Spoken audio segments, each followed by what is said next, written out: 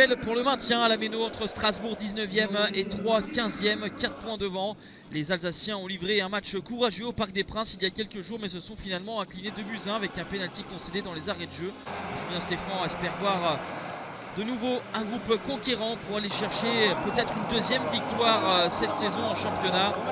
Face à l'Estac qui a été tenu en échec 0-0 à domicile face à Nantes. C'était la première de son nouvel entraîneur Patrick Kisnorbo, l'Australien. Strasbourg met de la bonne volonté, de l'entrain en ce début de partie avec ce coup de tête non cadré d'Habib Diallo, le centre de Jean-Rickner Bellegarde qui aura été très en vue tout au long de la partie. Réaction des Troyens, toujours privés de Mama Baldé, son meilleur buteur qui purge encore son deuxième match de suspension.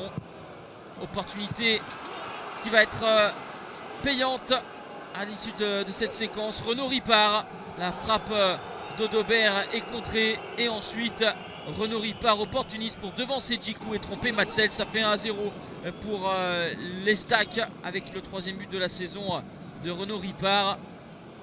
Un petit peu sonné les hommes de Julien Stéphan. Ils vont tergiverser ce renvoi. Djikou se rate mais pas Ronny Lopez au rebond pour une frappe sèche et le 2-0 4 minutes après l'ouverture du score. Troisième but pour Ronny Lopez et Strasbourgeois sont sonnés. Groggy, une révolte sonnée par Jean-Rickner Bellegarde. Le crochet pied droit, l'enchaînement du gauche et Mateusz Lis, le gardien polonais, s'interpose. Il est moins inspiré, Lis, sur cette situation devant Habib Diallo. Bellegarde remet dans le jeu et ensuite Diallo qui peut finir dans le but vide. 7e but de la saison pour l'attaquant sénégalais qui redonne un soupçon d'espoir à Strasbourg juste avant la mi-temps. 2-1 pour les Stacks, c'est le score à la pause.